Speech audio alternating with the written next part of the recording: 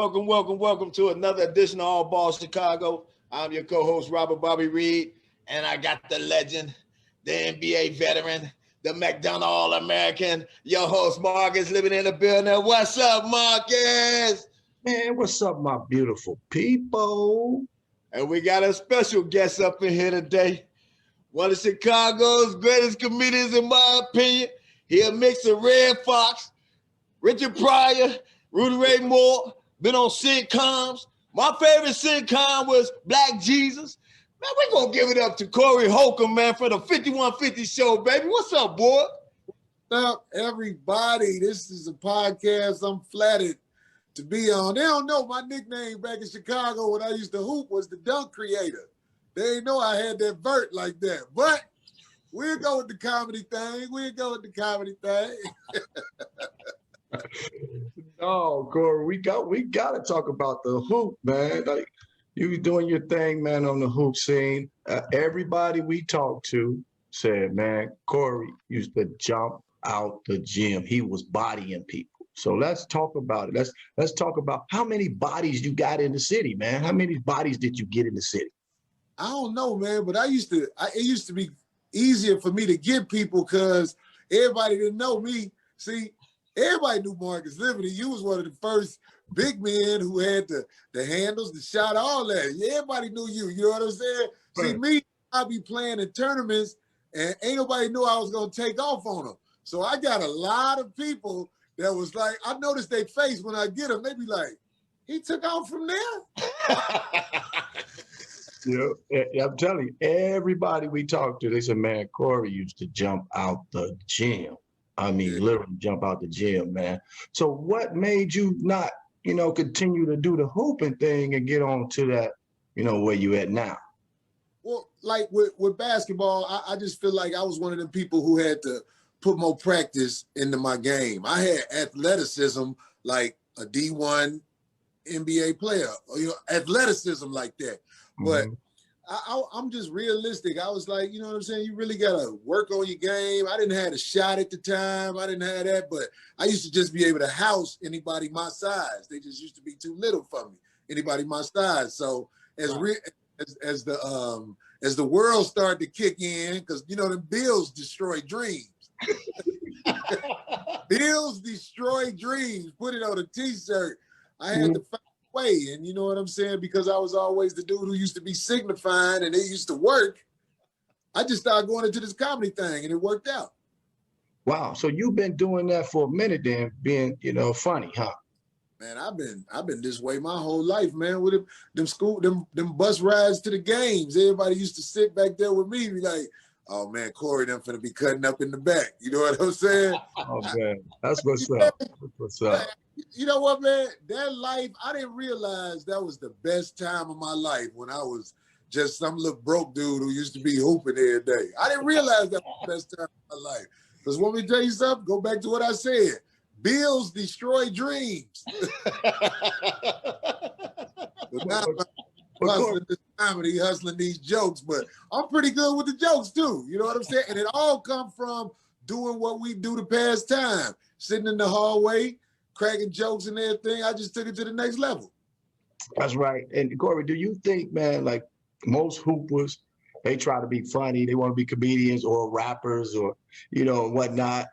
Do you feel that though when you go out, like you see your boy, like when you see one of your boys at hoop, like, man, you was always trying to be funny, but man, you was a hooper really. Yeah. Well, it's like people who lie to themselves, I pray for them. Like this whole comedy thing, I could tell I was good enough to pull it off. And basketball, that's my first love. But like I said, as I got older, I started to realize I'm behind. I should have been in the gym shooting jump shots when I was a teen, or I wish I'd have went to like a ball camp to prepare your mind for what you have to do to compete at a level where you can take it to the next level. You know what I'm saying? So, Corey, you about 6'4", right? Huh? What, you about 6'4"? Man, I'm 6 on the dot. 6 feet? 6 feet on the dot. Yeah. Damn. I was 6'4". If I was 6'4", it probably would have made a difference. Hey, because people was talking about it in the thread when we put it that you was coming on the show. They were like, man, Corey used to be dunking on mine. I was like, what, he's 6'4"? It looked like I was 6'4" the way I used to take off on people because I ain't even need to run it hit you. I could be standing under the basket and catch you. Yeah. Right. That's back when I used to play ball. It's like, I think my legs got strong because I used to ride a skateboard everywhere. We lived in the projects. Robert Taylor Homes. I used to live on the 12th floor. Man, I used to run up the stairs to the 12th floor in probably like a minute and a half. I wouldn't even get tired. That's that youth I wish I had back. Wow. Where's that phone? Oh, boy. That's crazy. I don't know about. Right. Hey, Lib, you was talking about the projects growing up out there, pushing the buggy up the stairs, pushing the shopping cart up the stairs yesterday. Yeah, Corey know about that, but when your mom go grocery shopping and the elevator's not working, man, it's only one way up. You have to go through stairs. Everybody asks your mom you need some help because she'll give them like 50 cents, go buy an icy cup and all like. We come from the same stomping grounds, man. We come from the same stomping grounds. That's why, like I say, I was so glad to see y'all was reaching out to me. I was like, oh, hell yeah. Let's go. Crazy. That's man, what's up, man. And man, we appreciate that too, Corey, man, because we've been doing this for a minute. We started this when COVID actually hit, man. We was like, man, we ain't doing nothing, man. We at the crib. Right. Let's start doing something with bringing some old school cats back on, who hoop back in the day and this and that. And then my man Rob's like, man, we got to get Corey on. I said, well, let's reach out to him. Let's reach out and see. That's all we can do is reach out. If he say no, he say no, but we gonna reach out to him, man. And luckily, man, your people's hit us back, and he said, yeah, I'll come on, man. I said, so man, that's love right there, Corey. So we appreciate that, brother, for real. And that time, my people hit me back. He was like, he from Chicago, and then he said your name, but he said it wrong. He said Marcus Liberty or something like that. I said, Marcus Liberty? What? Make it happen. Him and everybody he ride with, I'm riding with them. I was watching something on Facebook the other day. It'd be, you know how you see the guys you used to know from back in the day? They took a picture at a lounge. Man, I remember them. They see back in Chicago, they used to have like the tournaments where it'd be like the age brackets. The 30 and over league, 40 and over league. And I don't know if they get that out here in LA. I don't know. It's like I don't know either. Yeah, let's talk about that though, Court, because you've been all over. What you think separates Chicago basketball, or even on the comedian side too, from every other city? Well, one thing I like about Chicago basketball, we play more of a physical game. Out here on the West Coast, man, I went up there to Venice Beach. See, when I first got out here, I still had bounce. Okay. And I'm catching people off guard, surprised, taking off on them. But like down low, like when we get the ball in Chicago, we go up strong over people. Out here, it's like they call that gorilla ball or whatever that is. I'm like, whatever you call it, I'm going on you, fool. They act like you cheating. I'm like, what you talking about, man? This is that. I ain't talking. There's some good hoopers out west, because I done met some guys that actually blow my mind. Like I met that dude, Baron Davis. I was like, man, this dude right here is the truth, because he got bounced. And we all know that. You know what I'm saying? Right. He had the whole game, actually. I met some hoopers out here that could play, so I ain't saying the whole West Coast is not, it ain't hoopers out here, but I'm just saying, like the pickup games, they be straight cake mix, man. Right. You say cake mix? I call it cake mix. I'm like, this that cake mix ball, man. What, did it let you do what you want to do? Right. I come to the basketball court with flowers and everything for people. I'm like, here, man. When I first got playing with the celebrities, I was playing with Brian McKnight. They be talking about, oh, Brian McKnight can hoop, and he can hoop. But if he don't get his way, he quit. And because it's Brian McKnight, they be like, okay, man, you can have the call, man. I'm like, man. I used to be down there at Hoops playing with R. Kelly. R. Kelly ran out the gym. But when I was up in there, it was like, even if you beat him, he stay on the court. That was the weirdest thing I saw in Chicago. I was like, hold on, we just beat them. How we got to get off the court? It was like, oh, this is R. Kelly. He rented it out. I'm like, man, let me get out of here, man. So I can stay friends with dude, because I ain't with all that. You ain't lying. You I- ain't telling no lie. You know you know about it. You know what I'm talking about. Hey, look, R. Kelly came up to our park on 99th and Princeton and tried to take over, man. The folks ran him up out of there, man. Wow. Hey, but let me ask you a question, Corey, man. This is a story I heard you talk about on your show. You say you drove all the way to California on a revoked license. Revoked license. All my stuff was bogus, but I just it was time to go. Okay. I'm gonna put my faith in myself and God or whatever, you know what I'm saying? I just left, man. If I'd have got pulled over, man, ain't no telling what. Cause like, yo, it's a lot of people like if you an inner city dude and you ain't ever been nowhere, let me tell you something, man. When you out there driving on that road, reality kick in. Cause I went the wrong way. I drove through Utah. Wow. And all like that in Wyoming. That's where we was at. And it wasn't really no speed limit. And the animals, I didn't know how big a moose was till I saw one on the side of the road. I was like, that's a damn dinosaur. What is that, man? He looked in the car too, like, what up? He wasn't scared. I was like, man, let's go. Let's go. I was so glad to get back to civilization because I drove out here and arrived in LA the day the Lakers won their first championship with Shaq. So the city tore up. Because it was their first time winning, and that's how people was doing back in the day. And they was like, oh, I don't know nothing about this. I'm like, dude, I'm from Chicago. Jordan them won 6 rings. They tore up Madison and Pulaski their first ring. Yep. Yep. So you went all the way to California. I know you and Godfrey and D-Ray was doing y'all thing, had y'all set up was it at the Cotton Club? Yeah, we all used to start.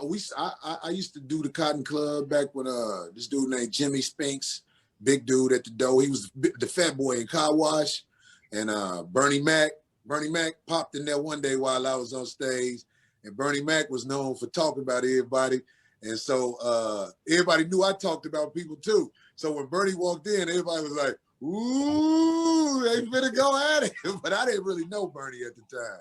But I met Bernie later on. Bernie was always cool with me. Well, but in order for you to get really get down, you had to move out west, huh? Yeah, man. It's like out west is like taking a chance. LA or New York, that's where it was a lot of industry going on. That was before the internet was really like it is. Now, if people like you on the internet, you can do things on the internet, like you said, from the crib. Yep. Like how we on couches and stuff. If people like you, and as your notoriety grows, you can find a way to turn that into dollars, real dollars, the more people watch. You know what I'm saying? So it's good y'all doing this, man, because there's a lot of people interested in y'all, man. It's just we ain't never had it where it was set up like this now. But now it's set up, so keep doing this, man. You know what I'm saying? And anybody y'all need me to help y'all find, but some of these Hollywood dudes are funny acting, man. They really... They kind of weird, man. Hey, but Corey, I tell you what, I took a page from your book. I put my Cash App on all my profiles. You smart. I saw a dude give all y'all $1,000 one day watching your show. Yeah, man. One dude, he was, man, I don't know where he got, probably he them hot credit cards like dude just got caught. I don't know. I'm like, he passing out money like that. So government, if you watching, I don't know nothing about it. I'm just assuming. Because watch it. Oh, man. So, man, we got some people on the line, man. Let's go down the line, Bob, and see what we got, man. Oh, man, I've been so busy laughing my ass off. Any people y'all see, y'all know from hooping?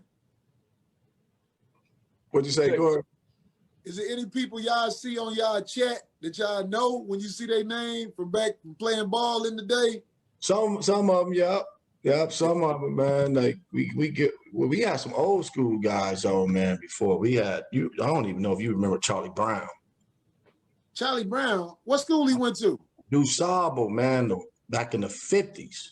Yeah, wow, that's way back. You know, and he was on there, man, dropping some straight knowledge, man, about how they treated them back in the day and all that stuff, man. So, I was gonna wind up going to do Sabo. My mama got a Section 8 real talk. Like the first day of school when we wound up moving north, but I lived 266 South State, the last white building going that way, and I was all set. I was going to be at DuSable. I was scared because they used to chase my brother home. He was a straight square who played with animals and stuff like that. And like he used to come home, man. I used to be like, man, what they do to you, man? So I was a little nervous about DuSable because it was over there in them by the red buildings where they was a different game than where I was over in the white buildings. But I always remind people, at that time when people still had respect for elders, your mother could still walk you to school and gang members wouldn't jump on you in front of your mother. And people don't know that. But I'm saying, like, we have progressively gotten worse as a people because now ain't nobody honoring nothing. They'll jump on you while you with your mama, your grandmama. They might jump on your mama. Right. Yeah. So what you think we need to do, man, because you're right, man, there's a lot of senseless violence in Chicago. If you was the mayor, how would you handle that situation? Well, you know, I would just say what I say to my people all the time. And we have to realize that we have turned into something that just doesn't have a chance to win. We are a fatherless community. Most fathers do not be around their kids in the Black community.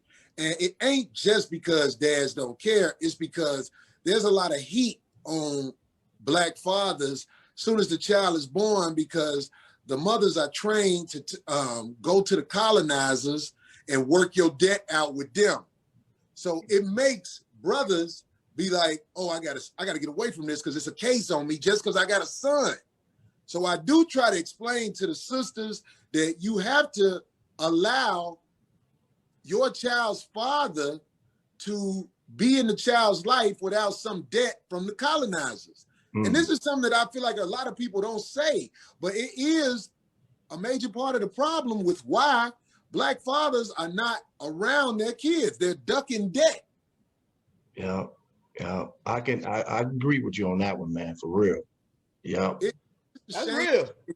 It's a shame the way we look to the colonizers to help us get out of our own problems. But the truth is, we need to, like, if I got a baby by a girl, I'm going to do my best to try and let her understand I'm a man and you need to work things out with me instead of going to somebody else and have me answering to their way of life. You know what I'm saying? Because it'll make me get ghost. That's what most dudes do. That's what most dudes do in the hood, though. Yeah, you know what I'm saying? Which lead to most guys selling dope and doing all that other stuff, man, because they hit you upside the head with that child support, man. Yeah, man, it stops your production because you really don't make enough money working a regular job, an average job they get out here for us. And if all your extra money is being taken out before you get the check, it's a hopeless feeling where it leads to, man, I'm gonna go and get it like this. Right. This is what's happening. It's a systematic issue. You know what I'm saying? So, but it's not to knock the women or the men. It's to say you really have to be smart enough, even though when you're young, chances are you don't have the wisdom to make these decisions like I'm finna say right here. You have to be smart enough to only be around people that's really down with you. Yeah. All right. If you are around anybody that's not down with you, you're setting yourself up for failure. And I learned that as I got older and some real people who got some real information for me helped me out. Like I got a song I'm coming out with on this album because I'll be trying to do some little music, acting silly with it. I'm acting silly with it, but I saw the cartoon and all that. You got to do that. Yeah. No, it's this one dude. He used to be in the game. His name was Gorgeous Drake. He a pimp. Okay. Or he was a pimp. He ain't pimping now, but all that information he got in the game helps him be the man he is today when he was out in the streets. And he explained to me how, a lot of brothers grow up under their mom, without a dad. So your mentality is that of your mother's, which ain't necessarily bad, but it ain't that of how a man would think. So now that I'm older, I understand all people who are around me that ain't really down with me, that's gonna hold me back. So it's people who I love dearly in Chicago that I had to shake because they living their life of no progression. Like, you know, man, you still out here doing that, man. Man, I love you, man, but I gotta get ghosts on you. You know what I'm saying? Right. And they gotta understand that too, though. They gotta understand that, you know, shoot. That's I mean, you gotta look out for self, man. Like if you ain't enhancing what I'm trying to do, man, you gotta kick rocks. You gotta kick rocks straight up. Yeah, you ain't enhancing me and you ain't enhancing yourself because you know what you're doing out of pocket, man. Come on, man. Right. How old are you? I mean, like, I'm 51 years old now, man. You know what I'm saying? So if I go visit my partners and they doing the same thing we was doing when we was 20, I got love for you for real, but I can't be around you. And most of my guys. Let me ask you a question, bro. You man, you know what? You go so hard, man. I watch your shows, man. I mean, you go extra hard, but you're a pretty intelligent cat, man. And you're very knowledgeable in what you talk about. And I pay attention to some of the terminology you use. And I want to throw a term at you, and I want you to tell me where it came from your mentality when you say company man. Oh, a company man. That's what Ice Cube is doing now. Right now, like I say, Ice Cube, his old CDs, like America's Most Wanted and all that, that's part of my foundation, how I grew up listening to Ice Cube and how knowledgeable he was. But as he's gotten older, and he wants to keep his status in the Hollywood realm, maybe that's what we can call it, he's become a company man, meaning like he will find a way to make excuse for to justify what he's doing with the people on the other side who really are against all Black growth. Donald Trump against Black growth. I don't care what he said. What he's done is what I choose to judge him off of. You know what I'm saying? All the lies and corrupt stuff he's done. And you know what I'm saying? It's like when I watch Ice Cube in these interviews, he really won't denounce who Trump is or speak on what Trump is. He's playing it right down the middle. And everybody know, man, it ain't no down the middle. Who are you? You know what I'm saying? Ain't no middle. If you playing it in the middle, that means you on the other side. Right. Yeah. So company man is a guy who plays it down the middle, you know what I'm saying? Or a guy who tries to act like I'm down, but you see it in his voice that you're not down. You over there with them. You know what I'm saying? Yeah. I got one more thing I want to ask you, Liv, before you get them back. Charles Barkley.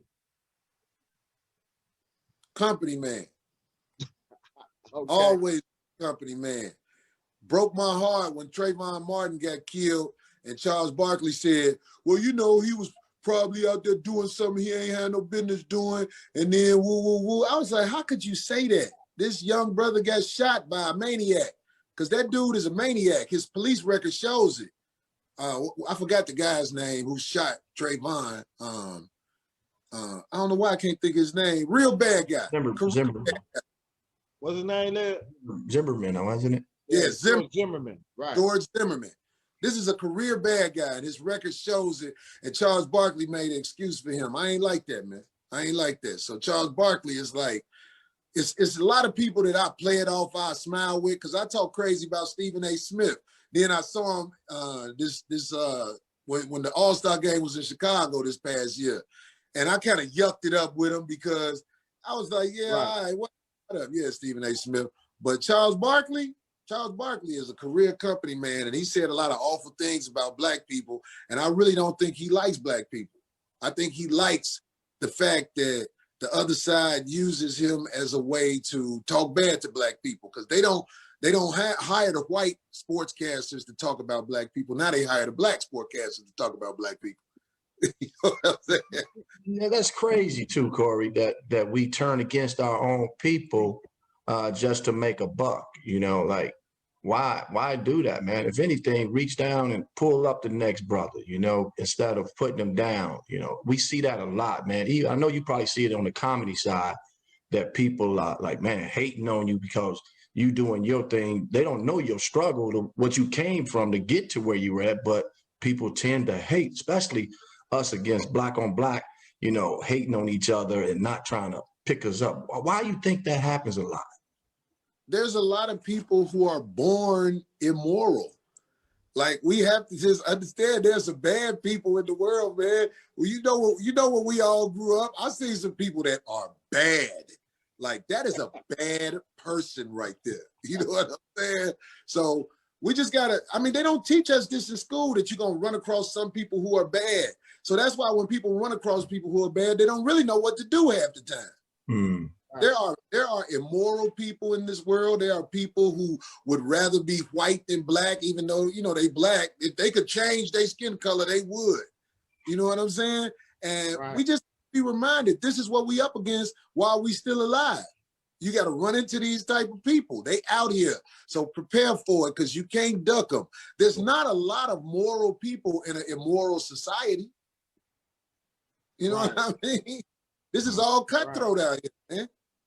This is the Shark Tank. Think about it. As soon as you walk out your front door, you are in the meat grinder. Wow. Ain't no, you might run into one of them Karens who say you did something to her and wind up getting you arrested. That's why it's like every day before you walk out the door, man, you really got to be like, okay, I'm finna go out here. Let me make sure I keep it together. You know what I'm saying? No arguing about the nonsense and everything, man. It's hard to be strong in this society, but you have to, because if you make one mistake, man, and that system gets you, they're going to lose you. Yeah. They're going to lose you. So that's, you know, this is all ball Chicago. So we talking about some hoops, but we also talking about other things as well. But who is your top five, your all-time top five NBA guys? It can be from the past. It can be from the present. Who is your top five? Okay, I know everybody probably say the same guy. Jordan got to be one.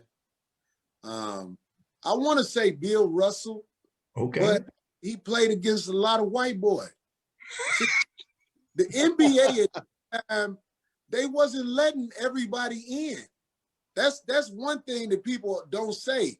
I believe Bill Russell would be good in any era, but they weren't letting, it wasn't full of black people. And I will say this, LeBron might be number two. He probably my number two, but the footnote on that is this NBA now is set up where European players can excel because it's not as physical. Right. There's no way Steve Nash and, you know, guys who like that could excel the way they did if the NBA was as physical when Jordan them was playing. Because for Jordan to beat the Detroit Pistons, he had to get that weight room action on. You know what I'm saying? Because them boys on some physical brand of ball. That's why Jordan won to me. Okay. So you got Jordan, LeBron. I ain't gonna lie, man. One of my sleeper guys that I'm gonna just say three, because top five is top five anyway. Right. It's Isaiah Thomas, because man, Isaiah Thomas used to hit big shots. Like, like man, this is a little monster, man.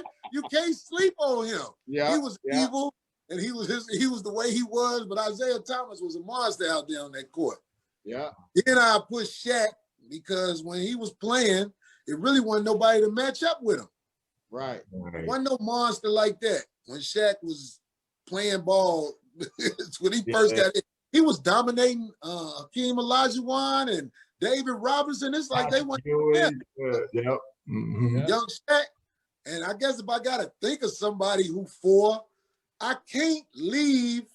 Even though it's hard to leave some of the people I'm gonna say off, but I can't leave Magic Johnson off that list. That's right. Right.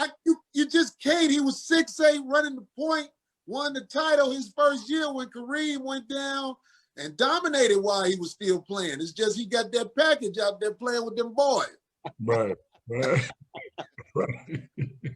So that's a top five that I feel like couldn't be beat no matter what team you put against that team.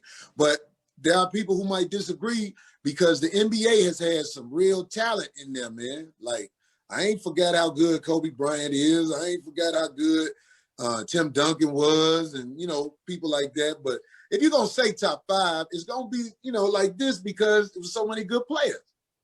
Yeah, because we had who did we have on the show, Bob? And he was talking. He said, in his eyes, Wilt Chamberlain is the GOAT. Like, will be the GOAT. That was Rick Barry. Yeah, he said the reason why anything that he wanted to do, he did it. So he's like, I'm gonna average 50 rebounds a game, and he went out and did it. But who was he playing against? There you go. I was gonna say that could be the same thing that you were talking about with Bill Russell. You know, like, man, you're not really playing against, that competition. Man, Elgin Baylor and all them was back then. Right, back then, man. You got to put an asterisk on all that stuff. They did not allow the NBA to be full of black people back then. Right. You know what I'm saying? He was against Bobby and Cousy and all them guys. You know what I'm saying? Wow. Hey, so you got to go top 5 comedians then. Oh man, Crazy Bobby. It's so crazy, man. I don't even watch other comedians that much. The old school, you ain't watch none of the old school guys. That's why I was gonna bring up some of the old school guys like Richard Pryor, and a sleeper is Rodney Dangerfield. A lot of black people never saw his set. Rodney Dangerfield used to be one of the white guys that could perform in front of black crowds. He was funny as hell. Yeah, that's how funny he was. You know what I'm saying? Actually, Bill Cosby was good back when he was young. Okay. You know, Bill Cosby was good. And like right now, if you just add some comedians on there, see, it's some underground people. That's funny. That are the real deal. You know what I'm saying? Like out here in these undergrounds, man. See, back in the day, there used to be talent scouts who went and looked for talent around the country. Now, because of the internet and all these TV stations, they need content. So almost anybody can be on TV now. Like there's a lot of guys like internet stars. They're not funny, but they getting comedian run because these different television stations and internet places, they need content. So they'll put you on. Because I was watching Netflix, man, and I just was like, yo, a lot of this stuff is garbage. Right. It's garbage. It's not the elite. It's so many comics that open up for me that are on Netflix. I don't get on Netflix because of my political stance, mainly. They don't want nobody like me around because I say how I really feel. So I have to sacrifice my career because I want to stay true to self. But it don't bother me because I might not be a millionaire like that and all like that, but the streets love me. So when I showed up at these cities, I still make money. I don't have to be no millionaire. I'm from the projects, homie. Right. Look, I can buy a car and give the little raggedy bros I mess with a couple of $100 in there. I'm rich in my own way. You get what I'm saying? Don't get mad, girls who listen to this. I'm gonna still give you that 150. I promise. Man, to all our listeners, man, we got my main man Corey Holcomb on the show, man. All Bar Chicago, man. We appreciate you, man, coming on, man, too. But before we go, man, we got to talk about the finals. You know, LeBron James, the LA Lakers. Do you think that was really like a championship, or you think that was just something that we had to do just to be doing? It was different. It was different. But I ain't gonna take nothing away from LeBron because, like LeBron, he does things that I don't agree with, but I can't take nothing away from him as a player because he's been in the league a long time. And hands down, you know what I'm saying? There wasn't nobody out there like him to be that. So I don't want to take away all from him because a lot of this, I hate when people compare Jordan and LeBron and all this because it's like, okay, man, they both raw. Both of them could play. Both would dominate in any era, I believe. I believe LeBron is big and strong enough to play when Jordan them was playing. You know what I'm saying? I can't say that about Steph. And Steph is the greatest jump shot shooter ever. But if he was playing out there against them bad boy Pistons, he wouldn't be getting them shots off like that. He'd be getting some shots. I give LeBron his credit for what he did. I can't take nothing away from him. Right. So what we got, Bob? Any comments, man? Anybody? Yeah, man, it's a gang of people over here, man. They were saying so somebody, Wesley said something. Let me get that next one. You played with the Lonzo Verge? Yeah, out there at Triton College. Oh, okay. See, I didn't know that. So you played with Verge. How Verge, was Verge? Verge, How was Verge? Verge had that smooth game, man. Even though he had that haircut used to have me rolling, but I'm just saying, back in the day, he had the what's that song? Wait a minute. I can't think of the name of the rapper. His hair was like, but anyway, yeah, I was out there at Triton. Triton had some good ball players. It was all the people who ain't had no grades. Right. They go out there no grip. Up in Triton. Yeah, I played with Lonzo, Verge. We used to go at it in practice. Wow. Verge had real game, though. Right? Young Verge is just, I could tell basketball wasn't his main focus. It's just he was a natural. Yeah. You know what I'm saying? If Verge was like really on his workout side of the game and working on his game, Verge could have got paid playing ball. But he was just a natural. So he was better than the average person without even trying. Mm-hmm. Mm-hmm. So that's why, And you know, his that's son to him. and his son is at Arizona State right now doing the same thing. Oh, yeah? Yeah. His son the truth. His son the truth out there at Arizona State. He giving them buckets. Oh, man, I'm going to be in Arizona. I'm going to be in Arizona next weekend at that comedy club out there in Phoenix. So, okay. I'm going to look him up just because I'd be interested in what these guys doing who are the seeds of the guys, you know, around my age. You know what I'm saying? I root for everybody. You know what I'm saying? I really do. I be rooting for people. So I'm going to look him up. Last name still, is it Verge still? Yep. Junior. He junior. That's what's up. He come off the bench and got 40 last year, didn't he, Liv? Yep. Came off the bench and got 40. People were like, how tall is I think he's about 6'3", 6'4". That's what's up. Yeah, man.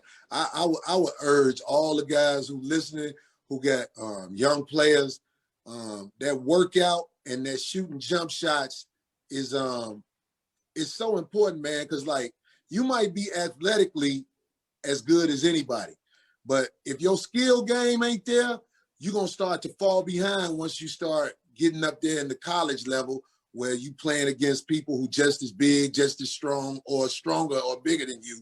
But if you can shoot, you can fit in any hoop situation. If you can shoot, and learning how to shoot is just practice. Yeah. So practice. I know you're stronger than everybody at this time. You can go in the gym and still dominate. But if you got that shot, you make a difference on the court. So say it again, Corey, where you performing at, man. So because we probably got some listeners, man, that they in that area in Arizona, man. So we want people to come out and check you out, man. Next Friday, Saturday, Sunday, there's comedy clubs. It's the Improv out there in Phoenix, Arizona. They, you know, look it up because I don't have that info right in front of me, but okay. I actually drive to Phoenix from LA. It's a 5-hour drive, and I'll be tired of getting on planes anyway. I just hop in my truck and ride out there. And last time I was out there in Phoenix, I run across a lot of people. See, people from Chicago have moved all over this country. Yeah. I'm here to tell you, man, if you out there in Phoenix, and you know what I'm saying, you part of this crew, whatever, because I look at all us as crew on the old basketball side of the game, man. Damn, I hate y'all lost that Final Four game in Illinois. Boy, I was man. I was rooting on you, man. I was like, yeah. Hey, man. Hey, I was sick, man, because we beat them boys twice, Corey. We beat them twice. I know, man. Couldn't win that big one. I know, man. But look, you got to remember this, man. Remember this, Marcus, man. Almost everybody who grew up in Chicago at that time, because that was before the internet hit. Right. They know you, man. So when you reach out to people, man, I'm sure you're going to get positive energy back because everybody used to root on you, man, from Chicago. You know what I'm saying? My man, dude. Nothing but love, Corey, man. Straight from the heart, brother. Keep doing your thing too, man. Bob, you got something you want to? Give a shout out to your crew over there at 5150 show, man, because you got Ice-T. I forget her name, but I love her to death. Darlene, co-host. Yeah, her name is Darlene Ortiz. That's the girl who was on that Power album, holding that gun, that big shotgun. Yeah. She still try to work out and keep herself together though. Yeah, Ice-T's ex-wife or something like that. Then you got your boys Zoe and Craig. Both of them boys are hilarious, man. Love those guys, man. I love y'all show, man. So Corey, drop that then, man, to our listeners. Because some of our listeners they probably don't know how to find you on that internet, man. So drop your show, man, so they can go check you out. Right, every Tuesday, man, 8 o'clock LA time. That's 10 o'clock Chicago time, 11 o'clock East Coast time. We do this show. It's called the 5150 Show. 5150 is a police code for crazy. And that's how we be on the show. We be crazy. And if you like this type of conversation, you will love what we do on the 5150 Show. Because like when I do my show next week, I'm going to promote how I was on your show. And a lot of my listeners, man, I'm telling you, we be the same type of dudes looking for something that we can find, you know, and relate to on the internet. So I'm going to plug y'all show too, man. My man. Yeah. Joe Doherty, real quick, Joe Doherty said he'll be out in Arizona January 7th. Oh, that's way too far. He said he'll be out there January 7th through the 10th playing golf. He said he'll look you up. Oh, that's what's up, Joe Doherty. I remember Joe Doherty representing Crane. Yeah. Yeah. Corey, a true Chicagoan, man, and much love to the championship, Morgan. Yeah, Crane, we did city championship. Out because Terrell Murphy wasn't all that. No, I'm just messing with you. Terrell Murphy, what's up, boy? That's the man. He man, cool, man. See, y'all thought I forgot. I ain't forgot, man. That was the time of my life when we was young. No doubt. Hey, Corey, can you come back on, man, around Christmas, man? All y'all gotta do is reach out to me. I'm here. My man. We're gonna do a special edition for Christmas, man. Love you, man. All right, man. Love both of y'all, man. Y'all be good. Yeah, we definitely gonna reach out to you because we might need some other cats on, man, that you probably you can get to that we can't get to. So yeah, definitely. All the ones that's real who I know, yeah, because some of these guys, they're weirdos. They don't want to take away from no quality time with their boyfriends. Wow, that's crazy. Give it up for Corey Holcomb on All Ball Chicago, baby. Let's go.